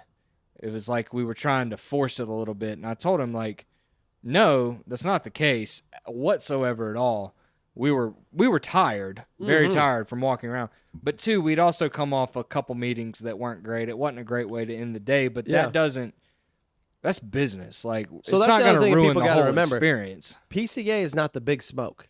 No, we're there to do great business. Smoke. Yeah, we're there. We're in meetings the entire time. Yeah, like all the other stuff that we've talked about with why we want it back in Vegas, that's all ancillary and that's a perk, most certainly. But like the whole reason we're there is to do business with people. I think a lot of people think we just get to walk around grabbing cigars, giving samples, right, and doing all that. That's not how it is. Again, it's not the big smoke. This is not a consumer event where you're getting this big package. Like, try all of our new stuff. We're there to do business. We were in meetings every 30 minutes from the start of the show on Saturday to the end of the show on Sunday. Yep. Or the end of our show on Sunday. Yep. Like you said, we could have walked around probably here and there and done that, but we were going from, because one meeting would end quick, but quicker than maybe we were scheduled, but the other meeting would run a little bit longer. Well, and then we still had to eat lunch. We had to go to the bathroom. We had to find the booth that we needed to get to. Yeah. It's like we were just going. So if you are that person, whomever you may be, and you're listening to this, I hope you realize, like, PCA was awesome. Yeah, it's awesome. It was a great time, but it's a lot. Like, yeah, it's a lot. That's one of those things, like, you would never take it, consumer. Consumers are not allowed. But if you could, I think their expectations would be dashed quickly as to what they maybe think happens there. Yeah, I mean, it's a cool setup. Like, because if you're, like I said, if you're looking for that vibe of what you think that is, then you go to the Big Smoke. Or you go to the Great Smoke in Florida or whatever it is. Well, it's like I was talking to another customer who works in the tech industry or medical, one of the two. And he asked me how PCA was, and it was like the day after we had gotten back. And I said, man, it was awesome, but I'm exhausted. And he was like, yeah, that's every trade show. And I was like, it is a trade show. And I was like, yeah. Like, think of the industry that you work in. If you attend trade shows, think about walking around and, getting stopped by somebody that you're, I'm sorry, that you can't or don't want to talk to, pitching something that is not good or whatever it may be. And that's what this is. You can't be who we are with our meetings and see everybody. It is a physical impossibility. There are plenty of booths that we would have loved to spend a couple minutes in that we just couldn't go see. Yeah, I mean, I was looking at Half Wheel's coverage, and they do a great job covering the show. And I saw like 25 booths, and I was like, they were there? It's like, didn't see them, don't remember them. That's what Half Wheel's there to do. Yep. Right? They're there to spend 15 minutes on every single one of the booths, or maybe longer. And they're going through Monday. Excuse me. And everything like that. We're there for business. And, when we talked about that before we went, and that's why it's not a drag the entire crew down there. We have to get things done. Like, we've got a lot of stuff to get done. We got to make sure we're securing product for a portion of the year coming up, making sure we're getting our place in line for new stuff. And then you will see that reflected in the humidors, right? We've got, if you're wondering what is or isn't coming, we've already gotten in one of the new AJs. Yep, we got the Enclave by Latios Diaz. Yep, that's in. We are getting the 25th anniversary Aganorsa, should be here tomorrow probably. Yep. Again, we'll do that. We talked about it a little bit, but we're doing pod with them. We'll harp on that in a minute here. But we've got the Rocky 30th will be here. Rocky 30's coming. Basically everything, it sounded like, was coming in May, June, or July. Yeah. Sans a couple limited edition stuff like Foundation's 10th anniversary. Yeah, and there'll be things, and some of these things, people. So the unfortunate reality when we're retailers and we consumers, they see us taking pictures of these things because we want to show them to them. And when you see a picture of it, you assume it's available. Yeah. And that's just not the case. We showed a picture of the PCA exclusive Tatuaje. Yep. Right? Which we ordered. We got there in time to make sure they didn't sell out, and our meeting was early enough to make sure we secured those. Right on the order form. January 2026 is the expectation for that cigar. Yep. So it's like a lot of times you see that box. That's probably the only box there is. Yep. I can't even promise you that's that actual cigar. It may be just a different cigar with that band on it for merchandising purposes. So that doesn't come till 26. A lot of the Tatuaje stuff is spread out. Legacy's into May. My Father Blue Honduran is June or July. Yep. Like JJ 20th June or July. New World 10th anniversaries into May, early June. And again, this is all subject to change. So we're telling you what they told us, but let's take Aganorsa 25th for an example. That was supposed to be here last year. Yeah. And it's just now coming now, right? Mm-hmm. So especially thankfully, the AJ New World 10th anniversary, which is very good, it is supposed to come at the end of May, early June. It wasn't affected by the fires, but who knows what ancillary effects they have from the fires and whether or not that gets pushed out because they can't get it boxed up. Yeah. Right? Like I mean boxed up in a package to be shipped. Like because apparently I guess the cigar's already boxed. But Yeah. We don't know, and there's a lot of stuff outside of our control and manufacturers' control for that matter. And the other thing too is I'll stop you right there, just while we stay on that. An unfortunate reality, you and I both are, and we kind of preach this when it comes to our staff, and sometimes we have to continue to preach it, which is under promise, over deliver, right? The representation at the show do not have a tendency to do that. They have a tendency to overpromise a little bit and underdeliver it. Yep. Like, tell me it's coming in October, and I get it in September, stoked. Tell me it's coming in September and it comes in October, I'm like, what the fuck's going on? Yeah, like you know what I mean? let's bring up a great example of this is LFD's 30th anniversary, which we have the over-under of it coming by 2050. Yeah, ordered it last year at the show. Order it last year. They gave us an answer when they think it's coming. I'm not even telling anybody because I don't want anybody to be disappointed because I don't believe them.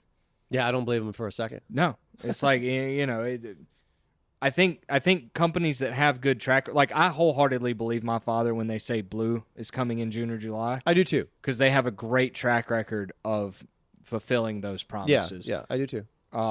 Same thing with Perdomo with the legacy. I believe AJ. If something happens, I don't fault them though because of the fire. There's a clear like I wouldn't fault when it them comes for to that company right now. Yeah, but Tatuaje, as much as I love them, 7th Corojo and Tuxtla and Fausto is supposed to be next month.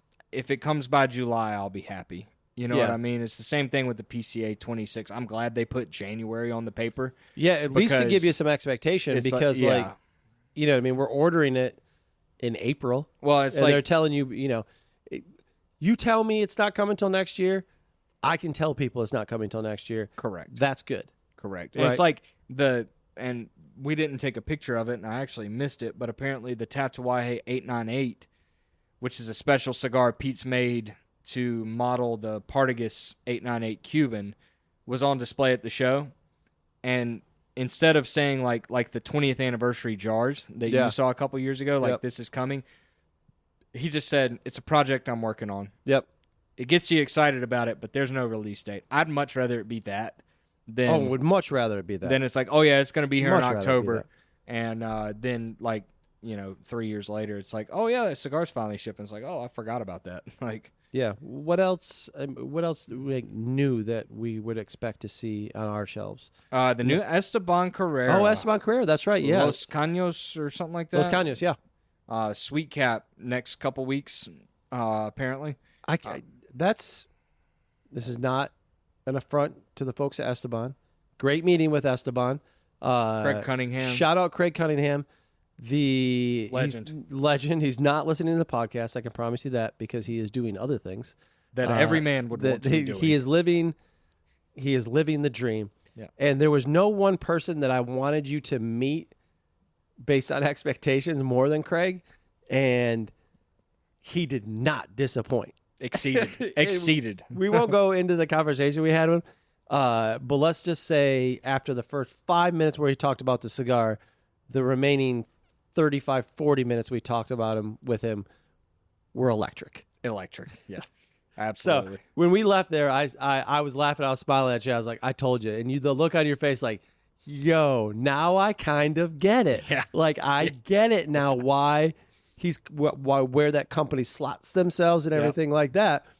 And to say that he is living every man's dream right now, that's maybe an understatement. Maybe an understatement. Yeah. That's right. Yeah.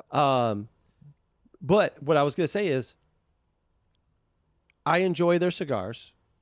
They've been price friendly for us in the humidor. They do a good job with them. This is the most kind of that I think I've been with one of their new releases because it really fits nicely with what a good chunk of our consumers smokes. Yep. And it was good. And that's coming from someone who doesn't ever smoke a sweet cap cigar. Mm-hmm. So excited for that. Obviously, Fuente has a myriad of new releases. I'm going to say them, but I'm not giving any release dates because they don't know. Yep. And they just don't know. The Don Carlos 90 Años, I'm probably the most excited about because of price point and what it is. If it comes and meets for what we were told, it has potential just to be a rock star cigar. Gangbuster. Yeah. Yep. They've got the new Blood of the Bull, but it's a Spanish name that I don't remember. Yep. They're taking a wine approach on Opus and doing those Opus 5-packs that are vintage dated, which is a that's great really idea. Cool. So like if you're an Opus person and you had a specific date, or we'll call it vintage, because that's kind of how they're doing it, that you liked or it meant something to you, whether it's a wedding date, birth date, or something like that, you're going to see releases of, I'm just going to throw dates out there, making them up, so don't hold me to it. But I do believe we saw like Opus 2017, some 19 and things like that. Yep.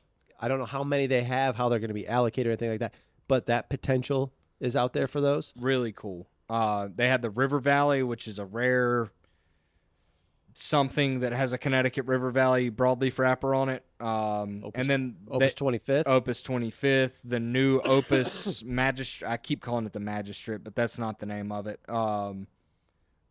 So a lot of fun stuff coming from them, but as always, it's limited. Who knows how much we get, and who knows when it's coming. Yeah, for anybody who knows how we do Fuente Rarities, when we know, you'll know. Yeah. When you're able to buy it from us, you'll know. Yeah. We'll reach out to you. What did you already say it? What was the other one with my father outside of Blue? Oh, JJ20. JJ20. Yep. JJ20, great price point for a limited edition from them at $22. And they're doing it similar to what they've done, like they did with the Jaime Limited, which is I don't remember the box count, but there's going to be one JJ Maduro. JJ Maduro in the. It's a different size. It's a different size that'll come in the box with it. Yep. Some new Illusione stuff coming. New Illusione stuff. New sizes in Roma. New sizes in Roma. We've already got one of them in. We got the new Volstead Toro in. For anyone that doesn't smoke Roma because you say they don't make normal sizes, I get it. But they have Toros now. Yeah. You should smoke them. Toros. It's great. Awesome cigars. Great price point. Awesome price point. Great price point. $10. They stick to it. Yep. Which I really appreciate. Yep. Obviously, Aganorsa's got JFR 20th coming out. Yep. They've got the Supreme Leaf. Second run of Supreme Leaf. This one is going to be 25th. Is it a double Corona? No, it's a Box Press Toro. Box Press Toro. Okay. Yep. We got to smoke both of those, and they were good. Yeah, I mean, there's a lot of stuff coming, and I think this year's really good. My biggest takeaway, I don't want to harken back to something we've talked about on the pod before. I saw 5 cigars that we're going to be bringing in that were over $20. Yeah. Everything else was under $20, and most of it was under $15, and I'm so happy to see it. And to your point that you made in your wish list for the year, it's all core. So that was the exact point I was just about to say. Yep. We harped on it. They didn't listen to us. It wasn't this is already planned. We didn't know, but there was a clear emphasis at the show, in my opinion, on the things that we saw on core lined production, supplied cigars. Yep. Stuff that you're going to be able to get. Now, I can't promise that they won't be so popular they go on back order here and there, but there's plenty of limiteds. I'm not saying that, but stuff that people plan to have in their portfolio, sans a disappointment for long term. Like the Roma sizes, those are going to be sizes they're always going to have, would be my guess. The My Father Blue, the Honduran, they've made a clear commitment to the Honduran factory. That's not going anywhere. That's going to be a regular production cigar. Legacy. All 3 wrapper leaves. That's going to be on shelves for years to come. Give me some more. I know there's more. And we're obviously JFR 20. JFR 20. That's not a limited edition. Yep. The new Illusione stuff with Group of 5, Epernay Maduro's coming out. We got to see, obviously, the Tatuaje stuff that we already talked about. Foundation's doing the Wise Man Lanceros, which is really cool. That AJ, the Eladios Diaz. Eladios Diaz. I keep saying El Gloria. I don't know. Eladios Diaz. That's going to be on shelves. Regular production. Yep. Just a lot of really good core product. Drew, the Dominicana. We haven't even touched on Drew. that, we harped on this probably twice in both podcasts. We're selling through our initial order of already. That's already on the shelves. That's the new Deadwood, the Dominican Deadwood. That is a cigar that will be in their lineup. We've already got to reorder it. We already have to reorder it. We're 2 weeks from getting it. We already have to reorder it. Yep. That's going to be on shelves forever. Yep. If it may end up being one of their top SKUs or top Deadwood SKUs. Yeah, and the other thing I'll say is the things that were over $20, I felt like were deserving of that price point. Yes. JJ 20th, good. Foundation 10th, good. Aganorsa 25th, good. Rocky Patel 30 in the limited edition size. Regular core Rocky 30 is under 20, but they're doing a limited edition size that they're only making a couple thousand boxes of. That's got special tobacco in it. That's more expensive. And then the Padron Black PB 98 or 99, which is a 6.5 by 60. Like those were the 5 cigars that we'll get that will be over $20, and all of them either fit the current pricing model like Padron does, or make sense. Yeah, that expensive. Yeah, but they're not in that $100 price point. We didn't see an increase of that, and I'm very happy to see it. The other thing I would say, even though, now I'm gonna shout a person out. One of the meetings that we didn't care for, I will say we placed an order and we got that product. Yep. Which we hadn't been getting very much of. Yep. The LFD stuff. Yep.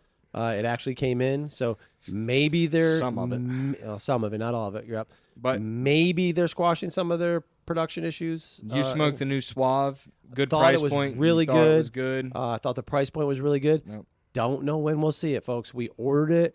They gave us a date, but we ain't telling. Yeah, 2027. That's right. Under promising here. That's right. So we were able to get stuff from them. So that was maybe a good sign. I'm trying to go through the mental Rolodex of our meetings here. Some new stuff from Villiger. We met with them, and then trying to run my brain through the humidor. Who are we missing? Obviously we got the new Warp stuff in partially. New Warp stuff coming. Gallus Family Absolute. Yep. We'll see the Corto Maduro. We'll still see the El Oso later on this year. We got the new Zeno Cigarillos coming, which are going to be good, I think. Yeah, I think it fits a nice market with people who smoke that kind of stuff. We got the Camacho limited edition for this year coming, which again $17 if I'm not mistaken. Yep. We saw. What else did we see? I'm going through. And we had some good discussions with people we don't carry yet. Yeah. We had a good meeting with Omar, and possibly bringing some of that stuff in, at least to Greensboro, and testing some things out with Fratello. West Tampa. We had a nice meeting with Crux. Yeah, those guys were really cool. Yeah, they asked for some time from us, and we did that, and they made good use of it, and it was a nice meeting. With nice meeting the guys who are running that kind of show now and stuff like that. So that was really good. Who else am I missing? The Drew stuff. The only thing new from Drew, right, was just Dominicana. And then the ST DuPont Liga 10 Humidor, which we're not going to get. It looked nice, unless you're listening to this podcast and you say you want one, you're going to pay for it up front. Let us know. It'll be $4,000 if you want one. Yeah, it's $4,000. So I think if you want it, we'll order it for you. Maybe it was $2,000. Either way, it's our cost was $2,000. Yeah. Yep.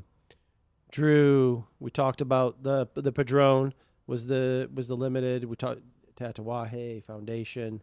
Nothing really new from Oliva. No, they haven't really had anything new in quite a while. They're just kind of doing their thing. They kind of do their thing. That's right. Perdomo, AJ, Aganorsa. Yeah, I think we kind of covered everybody. Yeah. So yeah, it's good stuff coming in and everything like that. Yeah. So overall, the show was good. Yep. Yeah, I thought it was good. Again, I prefer it in Las Vegas. They're going to go back, and maybe it's one of those absent makes the heart grow fonder. So maybe 2 years in one spot and then back makes you kind of maybe 2 years in Vegas and you'll be like, yeah, let's go back to New Orleans for a year. Yeah. Maybe it'll be that kind of feeling, and you don't get too tired of it. Yeah. Everything, because you know how you and I both feel. Both love going to Las Vegas. 72 hours is our time limit. Perfect. You start the clock. You get the hell out of Dodge before it sucks you in and keeps you there forever. That's right. How's that cigar? It's great. It's definitely medium. It picks up a little bit towards the back half in strength a little bit. Cuban-esque is a great way to describe it. It's really good. Good. It's really good. I would be very interested to have smoked it a year after it was packaged, though. Yeah. I wonder how much of that is thing, Yep. kind of went. But I've got a little bit more to go. So, Yep. So let's touch on, that wraps up PCA. Let's talk a little bit of upcoming. So if you're an existing customer, you probably already know. If you're a new customer, or you just listen to the podcast, you may not know.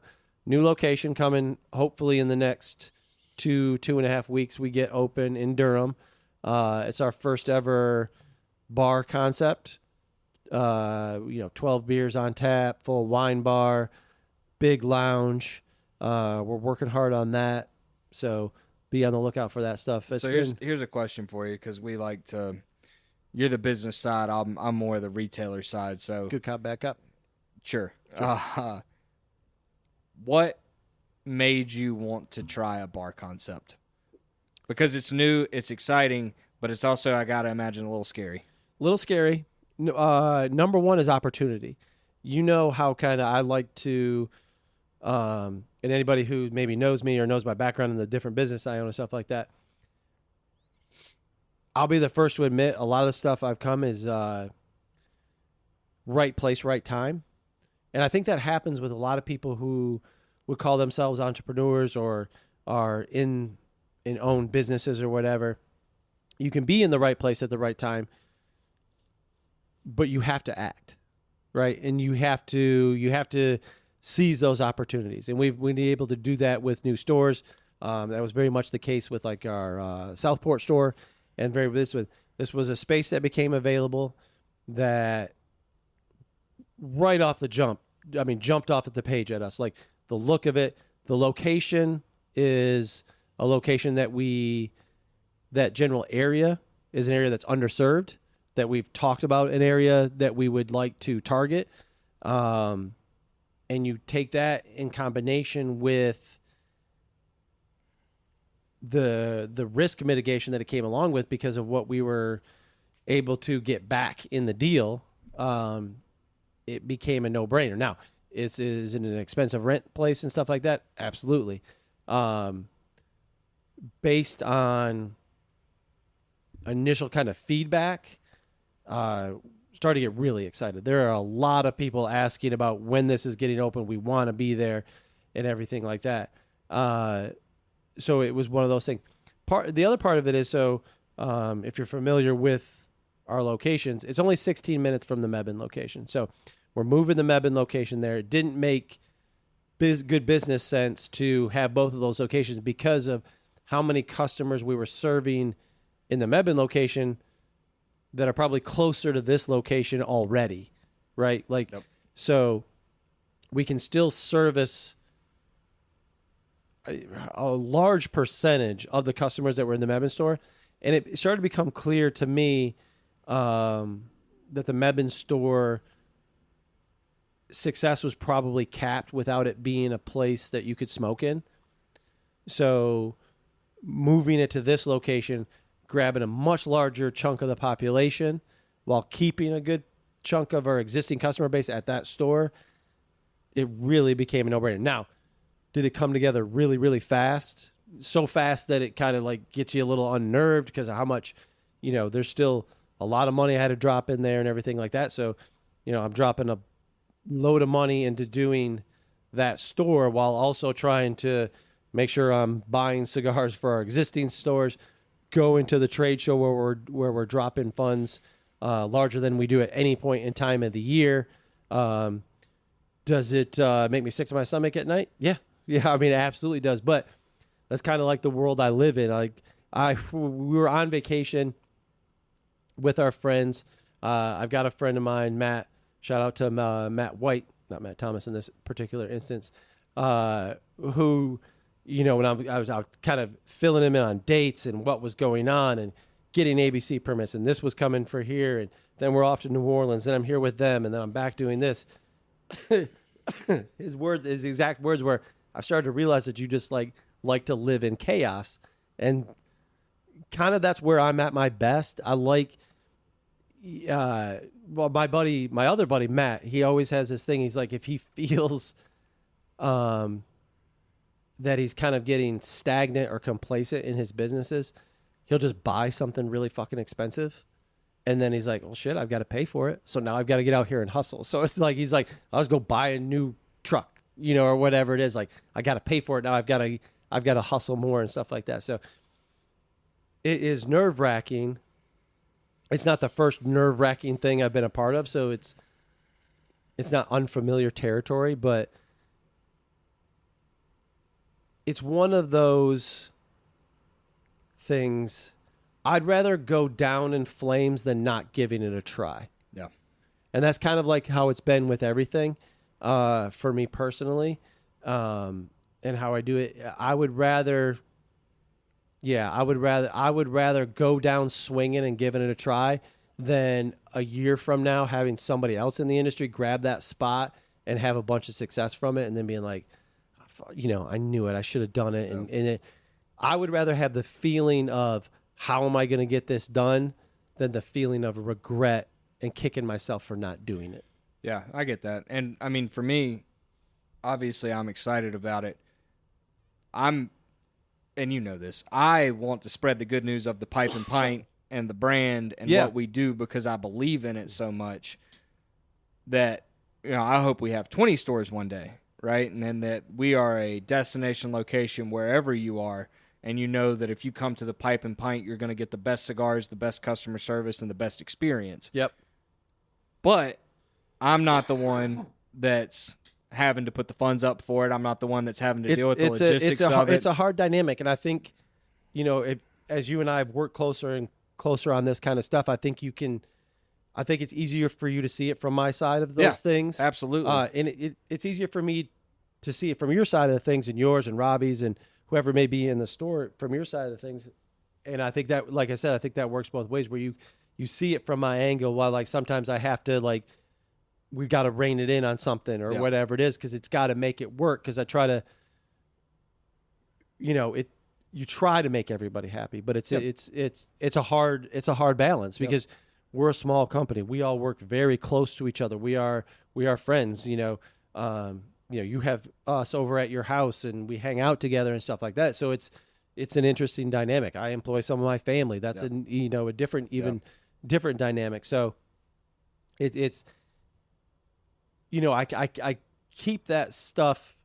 I don't want to say I keep that to myself, but I don't want you guys to get burdened by that stuff either, if that makes sense. You know what I mean? That's not stuff for you guys to worry about, because your guys' concern is with the third person in this relationship, which is the customer. Yeah, and I mean, for us, and I've told you this before, you take great care of us, and it makes us want to be successful for us, but also for you and for the brand. Yeah. And so it's an interesting dynamic, like you said, that works both ways. But it's like I told you, I was talking to my wife who owns a wedding planning business, and there's a possibility she's may buy out her partner, and she was talking about I don't know how to do the taxes. I don't know how to do this, do that. And I got to thinking, God forbid, obviously, if something were ever happen, and it was like, Ethan, you've got to do tobacco tax and payroll and ABC permits and OTP and all this stuff.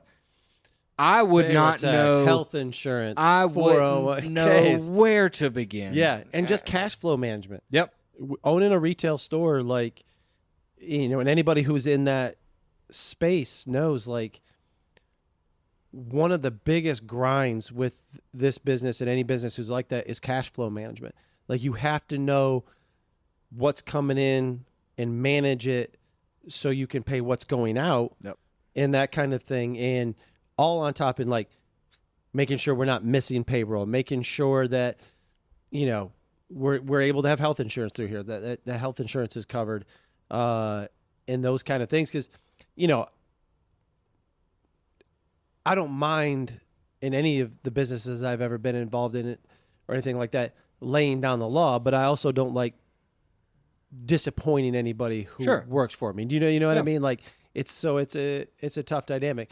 But I do appreciate you saying that, because I do think that you get to see a little bit behind the curtains. And I've told you this before, like I didn't start the Pipe and Pint, right? Larry did. I saw an opportunity when he approached me about what I think it could be and for which the time I had it.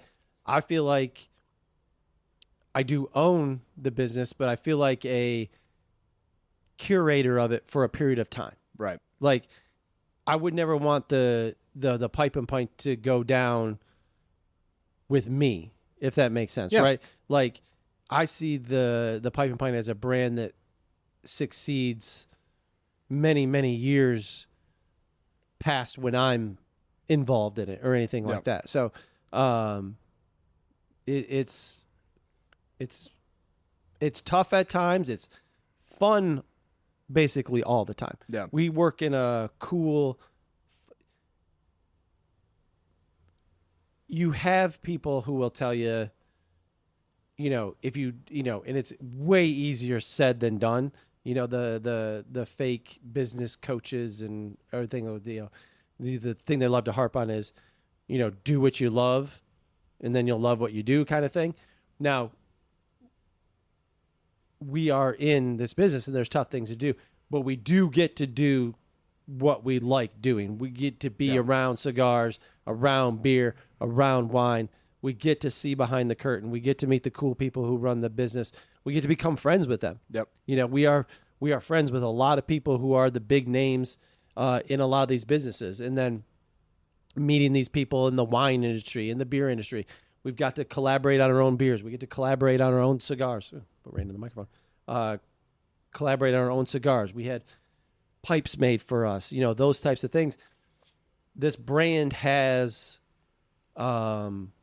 recognition across the industry. Like people know who we are, and we continue to kind of grow it in that way so that it continues to be able to thrive. Yeah. Right. It is the literal definition. If you're not growing, you're dying. Yeah. Not everybody subscribes to that in a lot of industries. In this industry, I think specifically. But we're now in 2025, and when Larry started it in 1998, right? Mm-hmm. Business was just done differently, right? We do this podcast because we like doing the podcast. It's fun doing this. We get recognized from doing the podcast. Now we have people at PCA telling us it's cool, telling us they like it. They watch it on YouTube, watch it on social, listen to it. Excuse me. But it's almost something that we have to do in 2025. It sounds silly. We do the fun social media videos. We do the social media posts because that's kind of how business is done in 2025. And it's not going away. So the later we adapt to those types of things, the tougher it becomes, right? Yeah. Well, and that was something that was hard for me to, I don't want to say get a hold of, or even come to terms with, but I guess come to terms with is the phrase I'll use because, and I don't know if I ever told you this, I started the Instagram for the Pipe and Pint in 2014 when I started here. Yeah. Because I thought the Pipe and Pint needed an Instagram. Yep. And I used it, for marketing, but I also used it as like this is where I can post my cigar pictures. Because at the time it was just one store and I didn't know what the hell I was doing. To where now it's like we're having conversations about what are we posting this week? What are we going to be, who are we going to be engaging with? Like, what gets us the most impact? And it's been fun to see and do and learn and everything like that. But at the same time, it's also like sometimes, and you'll know what I mean when I say this, sometimes I just wish it was just selling cigars. Sure. And I'm sure you probably do too. 100%, yeah. But then when things like this come about, new location, new market, new opportunity, new place for people to learn who we are and what we do, it gets me excited. And so that's why I wanted to ask you that question, because it is a little bit of a behind the curtains, behind the scenes question. But I do think it's important for people to understand because, like, when it comes to bringing these cigars in from PCA or making decisions about a new store, it's not something that we take lightly at all. We want to make sure that we're delivering the best, like I said, experience, customer service, and cigars to our customers at any location that we're at, whether it's a 100%. new one or one that we open in the future. And this new location specifically, and like the social piece of it, stuff like that. And if you're listening, you're going to get to start to see more of it, because we're going to start doing the pod from there, because the setup is great. Yep. We'll probably do more like daytime pods and stuff like that. That won't matter from the sense of when you're listening to it or anything like that. But we'll probably do it during open hours, where there'll be some maybe some customer engagement and stuff like that. But that location, it's not that long ago where you would be very, especially with our industry, where we're very limited in how you can market. Yep. Right? Because we can't Google advertise. We can't Facebook advertise. We can't Instagram advertise. Yep. Like, we can't boost those posts because of the tobacco content and stuff like that. So you have to get creative in how we do it. And that place is so visually appealing that nice social media pictures and videos of it engage those people. And we talk about it, how we handle one of the more successful things that we implemented early on was like the loyalty system. Yep. Now, if you're a customer, you know what that is. Even if you're not a customer, you know what these loyalty systems are, right? You go any of the places you go to. If you're in Starbucks or whatever it is, you're getting points and you get a free.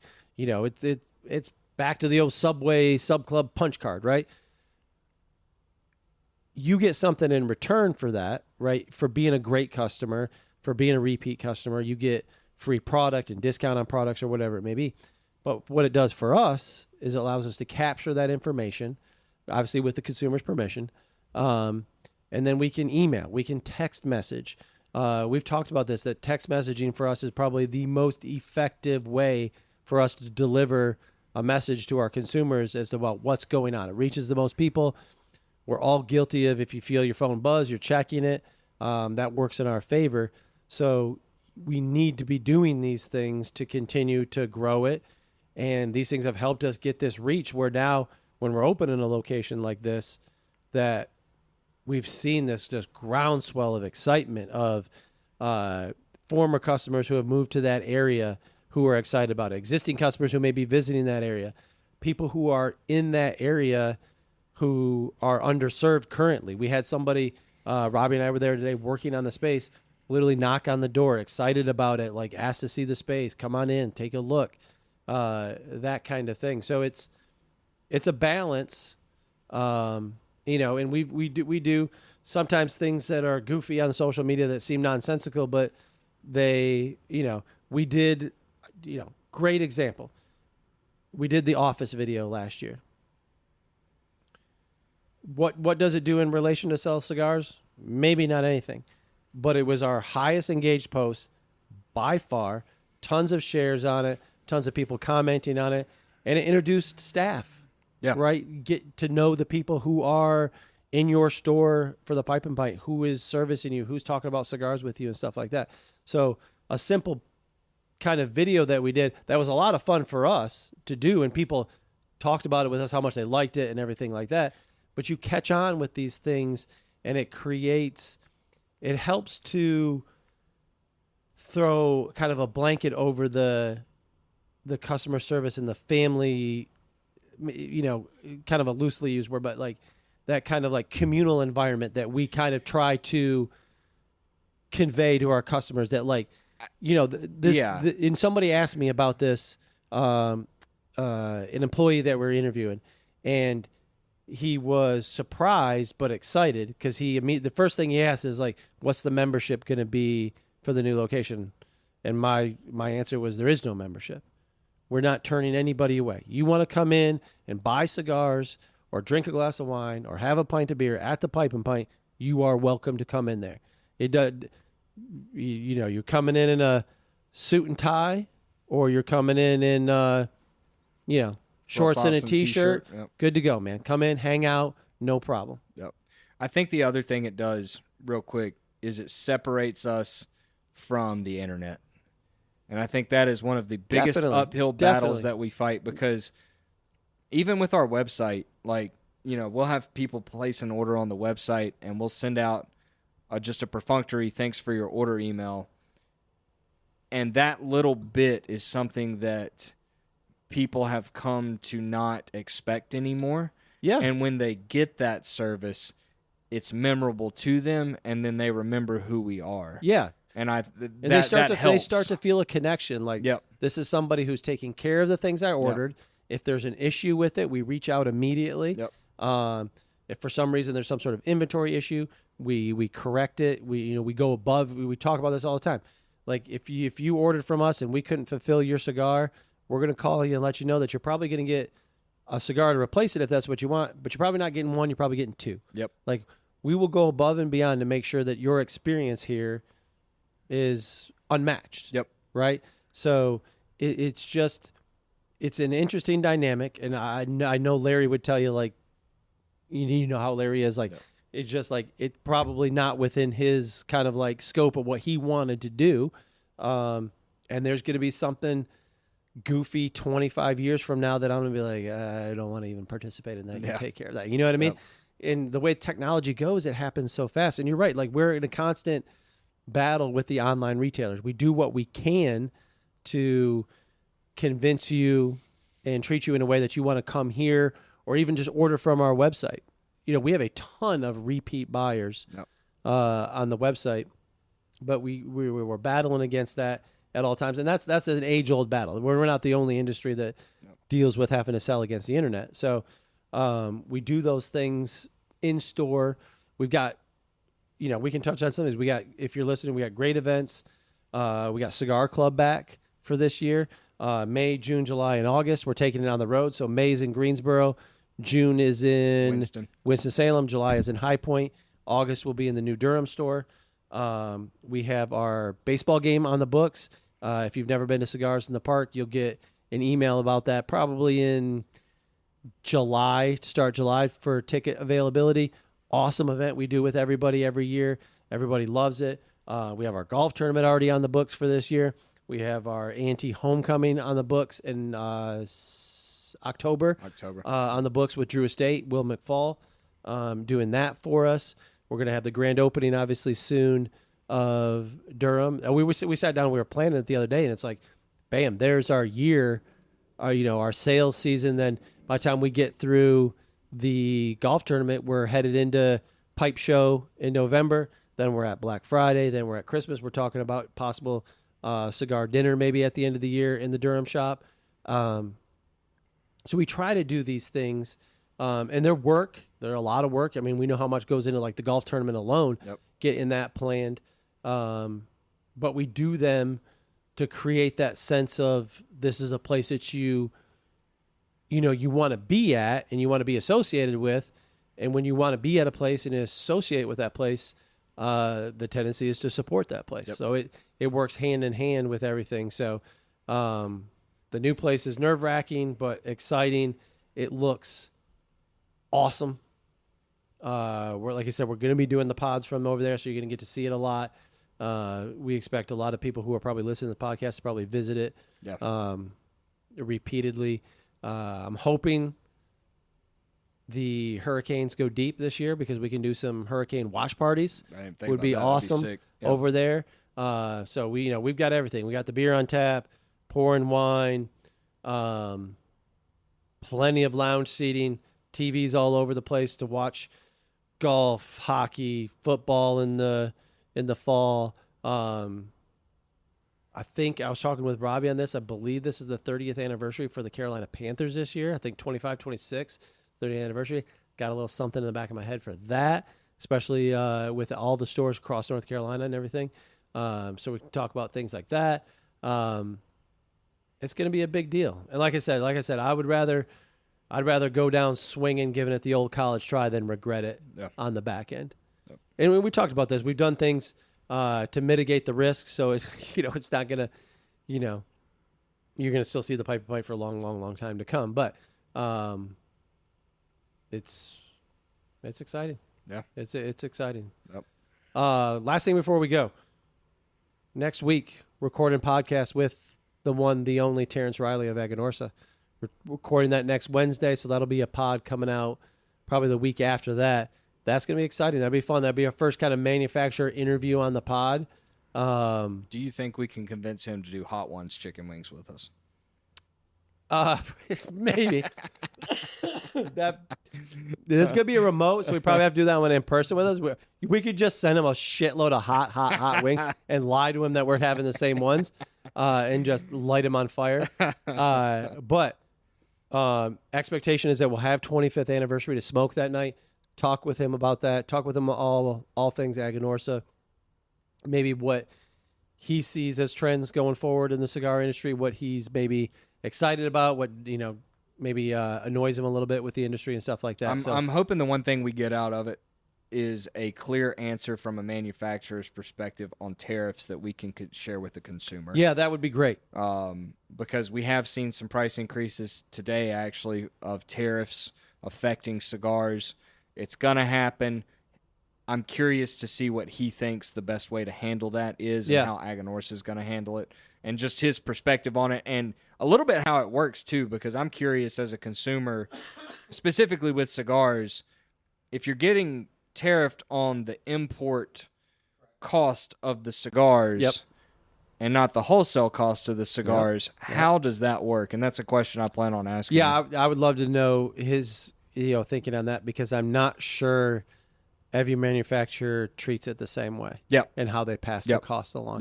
Which is a concern I have when it comes to like price point on that stuff. So that'll be an exciting interview.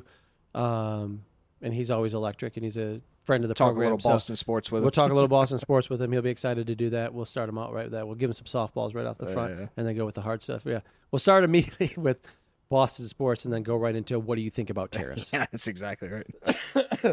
But hopefully by then this cough has gone away, which has been lingering on me for 2 goddamn weeks. It's just annoying the living shit out of me. And it is cold related, not to what Steve says. Shout out Sineni. But sound good? Yeah, man. All right. We'll see everybody on the next one. Looking forward to it.